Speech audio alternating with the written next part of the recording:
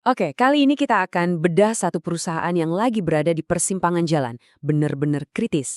Ini adalah sebuah kisah pertaruhan besar antara hidup dan mati. Sebagai mentor Anda, saya akan ajak Anda melihat lebih dalam ke PT Intra Kopenta atau INTA supaya kita sama-sama paham ini sebetulnya peluang emas atau justru jebakan Batman. Yuk, kita mulai. Langsung aja lihat angka ini. Kenaikan harga sahamnya lebih dari 566% dalam setahun. Angka yang gila kan? Tentu saja ini langsung menarik perhatian dan seolah-olah teriak, ada peluang besar di sini. Tapi, seperti biasa, kita sebagai investor cerdas nggak boleh cuma lihat harga sahamnya doang. Nah, disinilah paradoksnya. Di balik kenaikan yang fantastis itu, ada bom waktu finansial yang siap meledak. Ekuitas negatif sebesar 2,1 triliun rupiah. Angka ini adalah lampu merah, sinyal bahaya yang luar biasa besar. Jadi, konflik utama dalam bedah kasus kita kali ini udah jelas. Potensi cuan gede banget berhadapan langsung dengan resiko bangkrut total. Kita mulai dari babak pertama cerita ini. Ancaman delisting. Inta, perusahaan yang umurnya udah lebih dari 50 tahun, sekarang ini lagi berjuang mati-matian cuma untuk mempertahankan namanya di papan bursa. Ini bukan lagi soal untung rugi, ini soal eksistensi. Faktanya jelas dan sejujurnya cukup menakutkan. Saham Inta itu udah dibekukan alias disuspend sejak Mei 2022. Bursa Efek Indonesia udah kasih tenggat waktu sampai Juni 2026. Kalau mereka nggak bisa beresin masalah keuangannya, terutama ekuitas negatif itu, ya sudah wassalam, mereka akan ditendang keluar dari bursa. Waktu terus berjalan dan tekanannya makin besar. Jadi, pertanyaannya, kok bisa sih perusahaan dengan sejarah sepanjang ini sampai ada di posisi kayak gini? Yuk kita coba diagnosa akar masalahnya. Jawabannya sebenarnya simpel tapi juga rumit. Tumpukan utang yang udah kayak gunung dan kerugian yang terjadi terus-menerus. Coba perhatikan baik-baik tabel ini. Kerugiannya memang naik turun, tapi fokus ke baris yang bawah. Itu poin kuncinya. Defisiensi ekuitas atau modal yang minus itu makin bengkak setiap tahun. Dari minus 1,8 triliun diproyeksikan jadi lebih dari 2,1 triliun. Setiap kerugian baru, itu ibarat mereka menggali lubang yang sama, tapi makin dalam dan makin dalam. Sejarah singkat ini penting biar kita punya konteks. Ienta ini bukan perusahaan kemarin sore, berdiri tahun 1970, IPO tahun 93, mereka udah makan asam garam dunia bisnis. Tapi, pukulan telak datang di tahun 2020. Mereka rugi gila-gilaan, 1,02 triliun rupiah. Nah, dari situlah krisis modal ini dimulai, dan puncaknya ya sahamnya dibekukan di tahun 2022. Oke, cukup bahas masalahnya. Sekarang kita masuk ke bagian yang lebih menarik.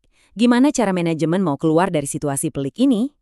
Nah, manajemen ternyata udah nyiapin rencana yang mereka sebut sebagai 4 pilar kebangkitan.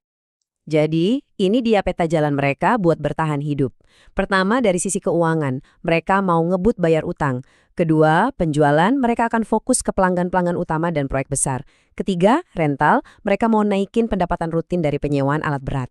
Dan yang keempat, capex atau belanja modal, ini direm abis cuma buat aset-aset yang paling inti dan penting aja. Biar rencana ini lebih berbobot, kita dengar langsung dari CEO-nya, Pak Petrus Halim. Beliau bilang kalau strategi ini adalah langkah yang tepat buat bikin bisnis kuat lagi dan dapat pendapatan yang stabil ke depannya. Ini menunjukkan ada keyakinan kuat dari dalam manajemen sendiri. Dari 4 pilar tadi, ada satu langkah yang jadi kunci dari segalanya. Kuncinya ada di pilar finance, dan ini dia rencananya. Mereka mau jual aset mereka yang paling berharga, yaitu kantor pusat dan lahan di Cakung, Jakarta. Ini bukan cuma sekedar jual aset ya, ini langkah super strategis buat dapat suntikan dana segar untuk bayar utang. Dan nilainya berapa? Nggak main-main, 722 miliar rupiah. Coba bayangkan, satu penjualan ini bisa ngasih mereka uang tunai segitu banyak untuk secara drastis ngurangin beban utang dan memperbaiki neraca keuangan mereka. Inilah inti dari rencana penyelamatan Inta.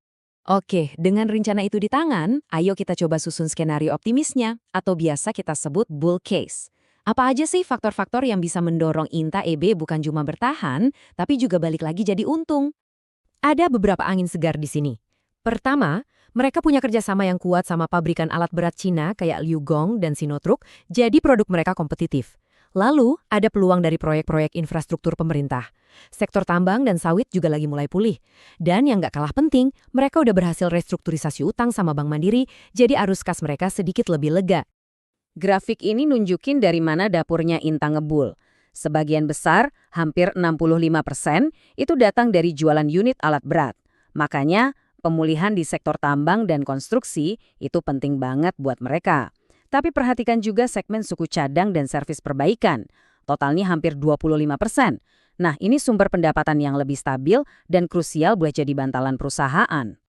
Tentu saja, sebagai investor yang bijak, kita wajib melihat dua sisi mata uang. Sekarang, ayo kita balik dan lihat gimana skenario ini bisa jadi mimpi buruk atau bear case. Risiko-risiko signifikan apa aja yang bisa menggagalkan rencana comeback ini? Rintangannya ini nggak sedikit loh. Beban utang dan ekuitas negatif yang parah itu tetap jadi hantu utamanya. Persaingan di industri alat berat itu juga keras banget. Mereka juga rentan sama naik turunnya harga komoditas kayak batu bara. Tambahin lagi resiko makroekonomi kayak rupiah yang melemah. Plus fakta bahwa 81,5% penjualan mereka itu terkonsentrasi di Kalimantan. Ini bikin mereka sangat bergantung pada satu wilayah saja. Jadi, setelah lihat semua plus dan minusnya, gimana kita sebagai investor harus menilainya? Di bagian akhir ini, saya akan kasih data-data kunci dan matriks yang perlu Anda pantau terus untuk bisa membuat keputusan investasi Anda sendiri. Ini dia angka-angka valuasinya. Semuanya negatif, PER negatif, EPS negatif, dan yang paling penting untuk kita perhatikan, PBV atau Price to Book Value dan BVPS atau Book Value per Share juga negatif. Lantas apa artinya ini semua? Oke, poin krusialnya begini. PBV negatif min 0,13x. Itu artinya secara akuntansi, total utang perusahaan lebih besar daripada total asetnya. Buat investor konservatif, ini adalah tanda bahaya super besar. Lebih baik dihindari. Tapi, bagi investor spesialis turnaround yang suka berburu saham di harga terdiskon, angka inilah yang justru menarik. Ini menandakan pasar sudah menghargai perusahaan di titik terendahnya. Kalau manajemen berhasil membalikkan keadaan, potensi kenaikannya bisa sangat besar. Pada akhirnya, semua analisis kita ini bermuara pada satu pertanyaan pamungkas untuk Anda sebagai investor. Sanggupkah INTA dengan semua rencananya memulihkan ekuitasnya menjadi positif sebelum tenggat waktu di listing pada Juni 2026? Jawaban dari pertanyaan inilah yang akan menentukan apakah INTA adalah sebuah pertaruhan yang akan menghasilkan untung berkali-kali lipat atau justru akan berakhir dengan kegagalan total.